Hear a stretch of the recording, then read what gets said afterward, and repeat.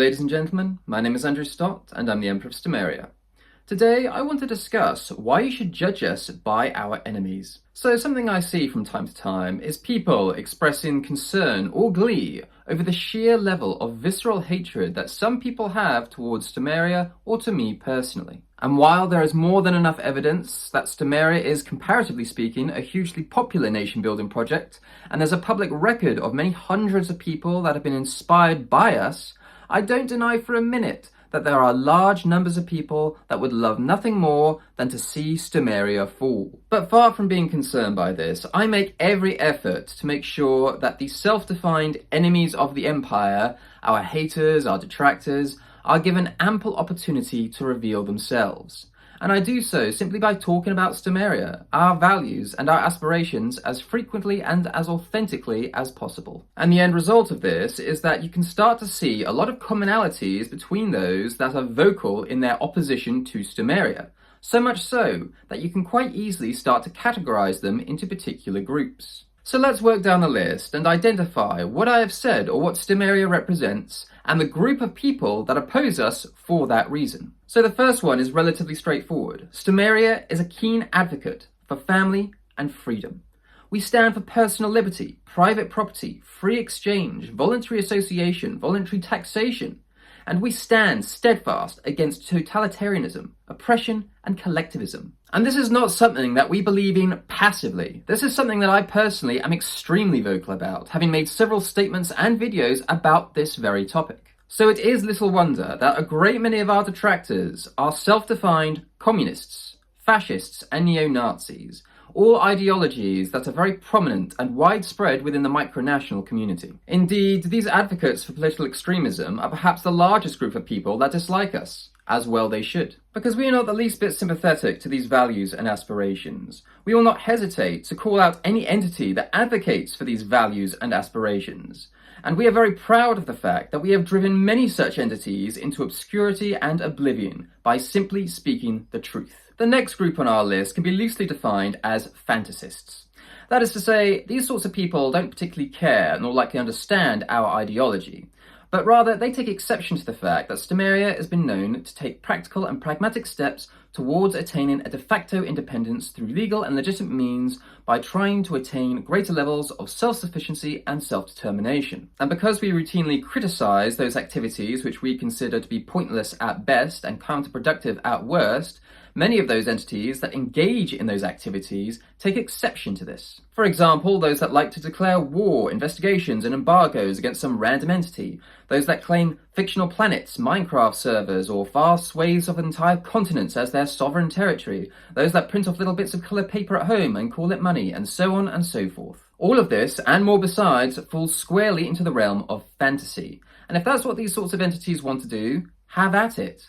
But they are not entitled to freedom from criticism, especially from genuine nation builders, those that are actually trying to establish something meaningful in the modern world. Because while what we are doing might seem strange to a great many people out there, what we are doing is real. We do have our own lands. We do use silver as a medium of exchange. We do have an increasingly wide range of products that we have produced ourselves. We do have an identity and sense of culture that has been developed. This is all real. This is all happening in the real world. This isn't fantasy. This isn't make-believe. This is not embellished in any shape or form. This is plain to see for everyone that cares to look. Indeed, many of these fantasists within this group find Stomaria to be a threat by virtue of its very existence. Because while what we have accomplished is very minor in the great scheme of things, what we have accomplished far surpasses anything that many of these entities have ever done or will ever do. And they know it. But rather than learn from Stomaria or make changes of their own accord, they instead lash out. They say that Stomaria is taking things too seriously. They say that we're elitist. They say what we're doing is fake, it isn't real. And all of this is to detract from the fact that they know that what they are doing is a waste of time. And just to reiterate this point further, these fantasists, the people that fall into this particular group, are the most short-lived of all of our detractors, in the sense that they last typically about 6 weeks, once the founder of the Micronation, or however they define themselves, gets bored, gets distracted, and finds another shiny object to play with. And then you have what I define as the old guard. These are the upper echelons of the Micronational community, those that have been around for decades or more, or are extremely well known within the Micronational community. They offer much the same criticisms of Stomaria as the previous two groups, except there's a slight twist to it. They dislike the fact that we don't play by the norms that they're used to. We don't have any reverence for them, we have no interest in associating with them, we don't think they're relevant or interesting in terms of what we are building, and I have never hesitated to make these opinions known. Consequently, you could point to any number of comments from Westarctica, Ladonia, Molossia, Ruritania, Atlantium, and many more besides about Stomaria that range from the unflattering to outright lies. Or you could point to Slowjamastan making a music video about Stomaria, or Travis from Westarctica going out of his way to write a libelous article about me, in which he falsely claims that the British media described me as a fascist and Stomaria was inspired by white supremacist and neo-Nazi groups. And if you're wondering why Travis from Westarctica wrote this libelous article, it came off the back of me publishing a video in which we declined an invitation to MicroCon and explained our reasons for it, which to them is sacrilegious. And I think that's because to many of these entities, attending MicroCon is the only thing that they actually do. And I think that is the bottom line with many of the people that fall within this particular group.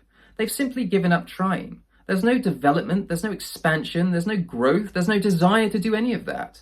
They're just there, managing the gradual decline of their respective micronations as they slowly fade into obscurity. Whereas whatever you might think of Stomaria, there is no denying that there is drive and there is passion to do more and to go further, and that's been on constant display for the better part of a decade at this point. We've gone from nothing more than a flag stood in the corner of my living room and 14 followers on our Facebook page to where we stand today, one of the best known nation building projects in the world.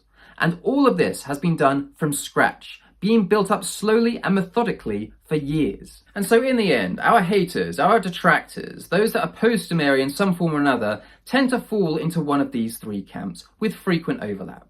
Extremists, fantasists, and those that have simply given up trying. And I'll tell you for nothing that I have worked damned hard to make sure that Stomaria is everything that these people despise.